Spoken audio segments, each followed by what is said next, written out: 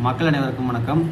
ஒருத்தங்க என்ன சொல்ல வராங்க அப்படிங்கிறது முழுசாக தெரியணும்னா அவங்க சொல்ல வரதை முழுசாக கேட்கணும். இந்த பதிவை முழுசாக கேளுங்க, நான் என்ன சொல்ல வரேன் அப்படிங்கிறது உங்களுக்கு தெரியும்.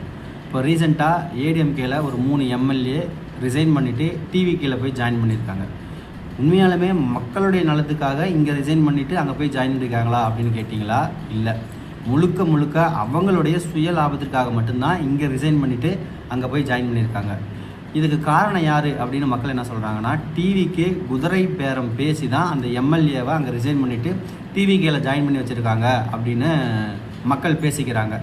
சரி, இப்படி பண்ணுறதெல்லாம் நியாயமா, இதெல்லாம் ஏற்றுக்க முடியுமா அப்படின்னு யோசித்தோம்னா கண்டிப்பாக இவங்களால மட்டும் அதை ஏற்றுக்க முடியும் அப்படின்னு சொல்கிறாங்க மக்கள். அது யாரால் அப்படின்னு சொல்லி கேட்டிங்கன்னா, என்ன தான் விஜய் தப்பு பண்ணாலும், விஜய் அவங்க எங்கள் அண்ணன், விஜய் எங்கள் தலைவர் அப்படின்னு சொல்லுவாங்கள்ல, அவங்களாம் கண்டிப்பாக இதை ஏற்றுக்குவாங்க. அது மட்டும் இல்லாமல் அவங்க மட்டும்தான் வந்த 20 நாள்லேயே அவர் சேரை நவுத்துனது, கோட்டை கழட்டினது, அவரே சாப்பாடு எடுத்து வந்து சாப்பிட்டது, அவரே நேரத்துக்கு வந்தது, வீட்டுக்கு போனது, விஐபி கூட வீடியோ எடுத்தது, செல்ஃபி கூட செலிபிரிட்டிஸ் கூட செல்ஃபி எடுத்தது, இதையெல்லாம் ரீல்ஸ் போட்டது, இதெல்லாம் அவங்க மட்டும்தான்.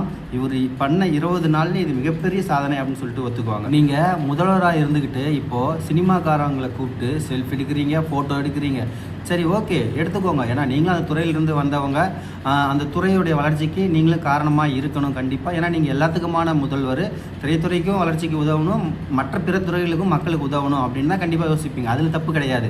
ஆனால் நீங்கள் ஆட்சிக்கு வரதுக்கு முன்னாடி துப்புரவு பணியாளர்கள், ஆசிரியர்கள், இண்டஸ்ட்ரியில் இருக்க தொழிலாளர்கள் இப்படின்னு நிறைய பேத்துக்கு வேலை இல்லாமல் இருக்காங்க. அவங்களுடைய கண்ணீரை துடைப்பேன் அப்படின்னு சொல்லிட்டு ஆட்சிக்கு வந்துட்டு நீங்கள் அது சம்பந்தமாக யாரையுமே கூப்பிட்டு எந்தவித தீர்வும் இது வரைக்கும் காண மாதிரி தெரியல அப்படின்னு மக்கள் பரவலாக பேசிக்கிறாங்க.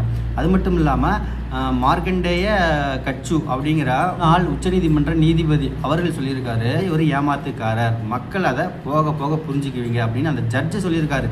அது மட்டும் விடுங்க, மக்கள் என்ன சொல்கிறாங்க அப்படின்னா, தேகம் மட்டும்தான் விஜய் அவர்களுடையது, மூளையெல்லாம் வேற ஒருத்தவங்களுடையது, முடிவெடுக்கும் உரிமை விஜய் அவர்களுக்கு கிடையாது. டிவிகேல விஜய் ஒரு தேகம் மட்டும்தான் நடந்து போகுது, நடந்து வருது, சொல்லுது சொல்லுது அப்படிங்கிற மாதிரி, மூளையெல்லாம் வேற எங்கேயோ வந்து செயல்படுது அப்படின்னு மக்கள் இப்போ பரவலாக பேசிகிட்டு இருக்கிறாங்க.